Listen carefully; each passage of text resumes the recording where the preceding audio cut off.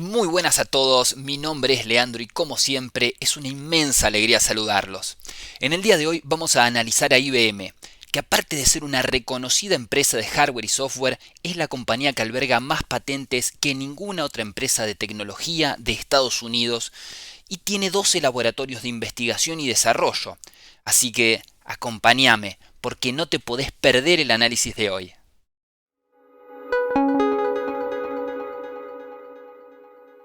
Pero antes de comenzar, quiero darle la bienvenida a todos los nuevos suscriptores que se sumaron al canal en estos últimos días e invitar a suscribirse a los que aún no lo han hecho.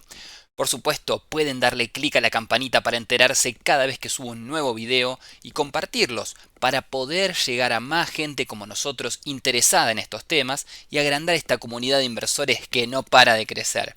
Y como siempre les digo, no olviden dejar azul ese botón de like. Muy bien, comencemos entonces con lo que es el análisis fundamental de IBM.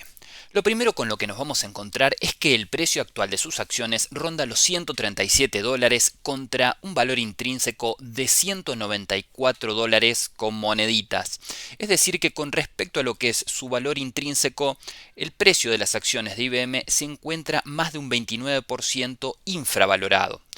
Recordemos que el valor intrínseco es una estimación del precio de las acciones de una empresa basándonos en los flujos de caja que debería obtener en el futuro. Es decir que desde este punto de vista podemos considerar que las acciones de IBM están a buen precio. Antes de pasar a los indicadores, déjenme recordarles que si quieren apoyar al canal en su crecimiento, en la descripción del video van a encontrar los links para poder hacerlo. Pasemos al PER, que es la medida que nos permite calcular si el precio de las acciones es elevado respecto del resto de las empresas del sector al que pertenecen, y nos vamos a encontrar con un dato que es un tanto ambiguo. Por un lado, el PER de IBM es de 23.5 veces ganancias.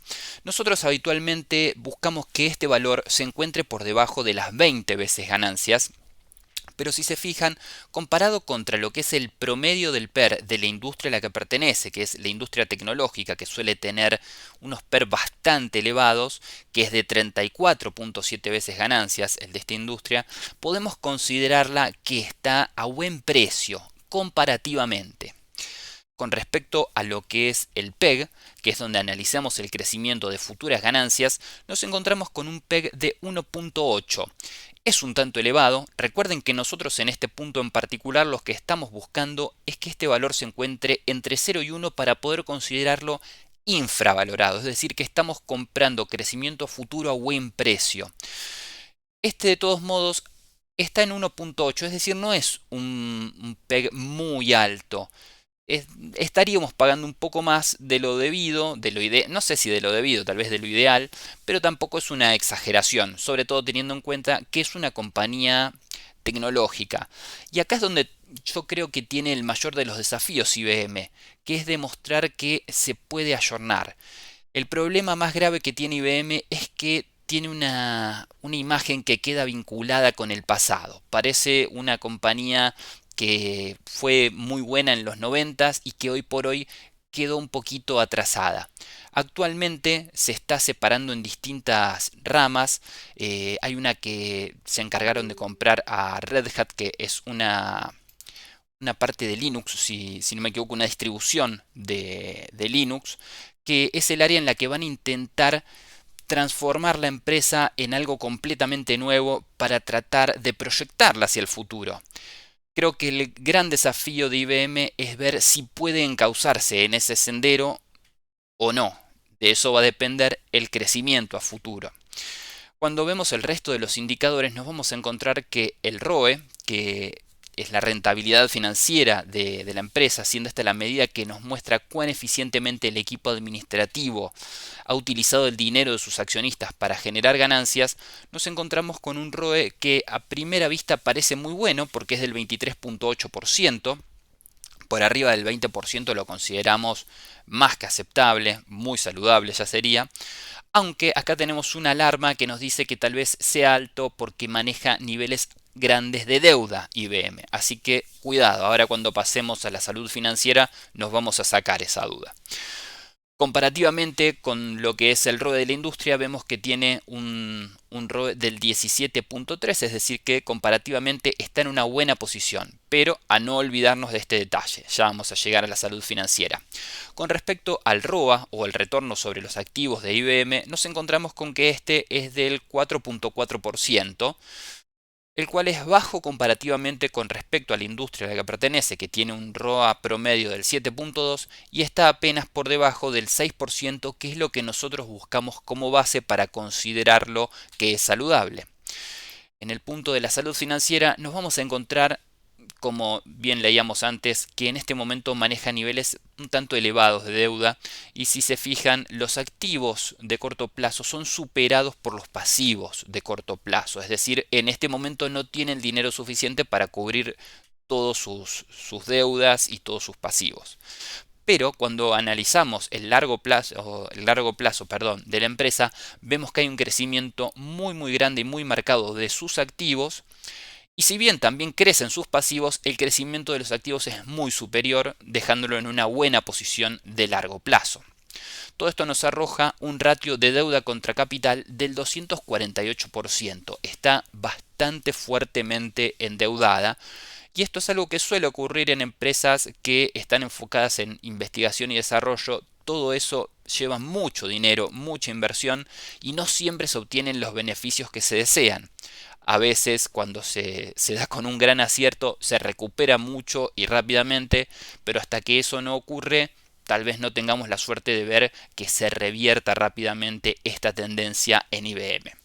Los dividendos los vamos a ver en Seeking Alpha, pero lo último que quiero mostrarles por acá en Simply Wall Street es la parte del movimiento por parte de los insiders, que son personas con puestos jerárquicos o de importancia dentro de la empresa o empresas vinculadas, y vamos a ver que hubo bastante poco movimiento, y el movimiento que hubo fue de compra de acciones. Esto es interesante porque nos deja ver que en este momento la gente que maneja tal vez información privilegiada decidió comprar o consideró que el valor de las acciones era bajo. Si se fijan, estaba entre los 110 y los 120 dólares en ese momento, así que sabemos que ese precio se puede considerar un precio más que interesante.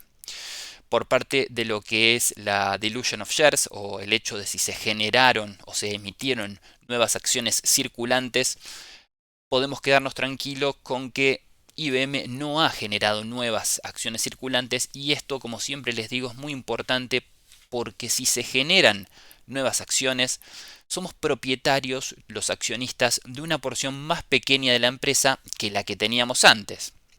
Veamos entonces ahora sí, cerrar esto, los dividendos, y recuerden algo muy importante sobre IBM: es una empresa mejor, que paga muy buenos dividendos y que de hecho tiene una política de pago de dividendos enfocada en el retorno a los accionistas, que es muy importante. Ha tenido momentos en los cuales se ha hasta endeudado para pagar dividendos y trata de no interrumpirlos nunca, porque es de esas empresas en las cuales mucha gente en Estados Unidos invierte para su jubilación.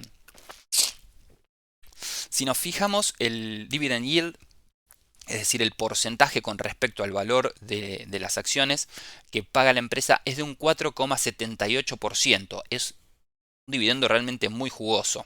Esto equivale anualizado a $6.56, y el payout ratio, si bien lo podemos considerar un tanto elevado, es todavía saludable. Es del 61.29%. Por debajo del 65-70% podemos considerarlo saludable. Recuerden que el payout ratio es el porcentaje que la empresa toma de los beneficios que generó para pagar dividendos. Le estaría quedando un 40% prácticamente para seguir invirtiendo en crecimiento. Esta es la diferencia por ahí entre esta empresa y otras empresas de tecnología, que o no pagan dividendos o pagan dividendos muy pequeños y destinan prácticamente todos sus beneficios, o la mayor parte de ellos, a seguir desarrollándose a futuro. Eso puede ser una traba para IBM.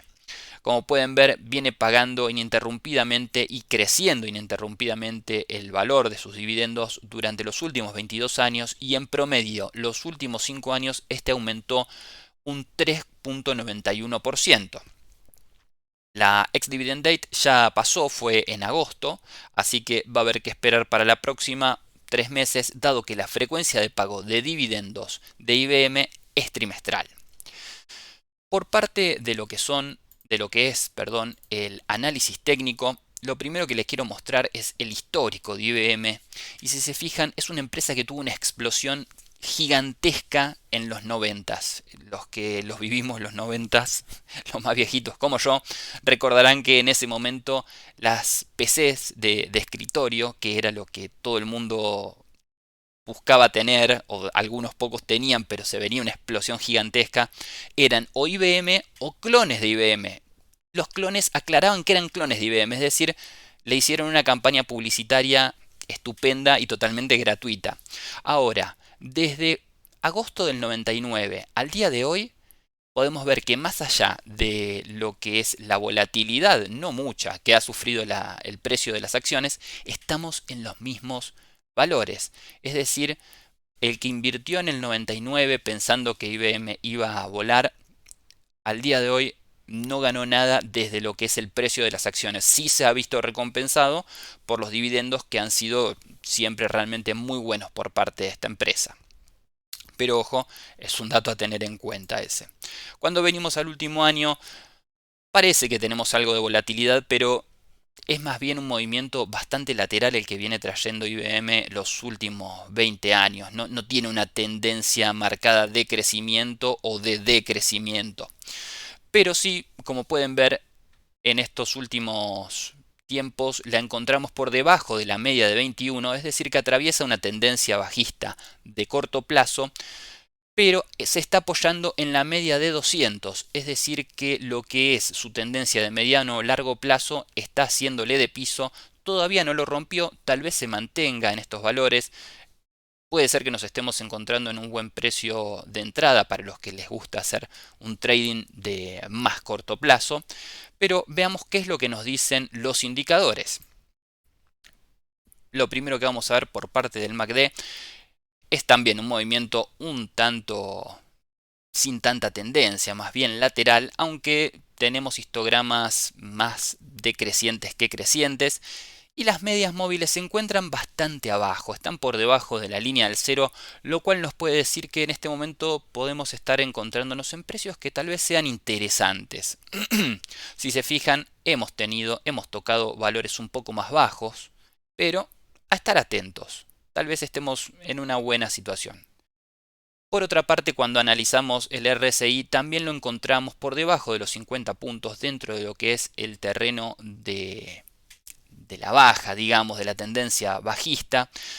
Yo generalmente cuando es así no me gusta mucho operar este tipo de papeles, me gusta saber o que está en sobrecompra, es decir, entender claramente que en este momento está cara, o que esté ya directamente en sobreventa para poder entender que se nos viene un swing interesante o un posible swing interesante alcista. Por parte del Concord, que es uno de los indicadores que a mí más me interesa, me parecen más reveladores, vemos que también se mantiene una tendencia bajista y que si bien las manos grandes venían un tanto planchadas, han empezado a comprar. Ojo, ese suele ser siempre un dato bastante interesante. Tal vez consideren que esto de que se haya apoyado en la media de 200 sea un piso y que tal vez a partir de acá podamos considerarlo como una buena opción de compra para el largo plazo. Recuerden siempre que las manos grandes no compran para trading de corto plazo, sino que siempre están apuntando a 2 trimestres o un año. Así que veremos qué es lo que pasa con IBM. Muy bien, espero que este análisis les haya resultado realmente útil. Si llegaron hasta acá, les agradezco por el tiempo que me han dedicado y los vuelvo a invitar a suscribirse al canal y a dejar azul ese botón de like.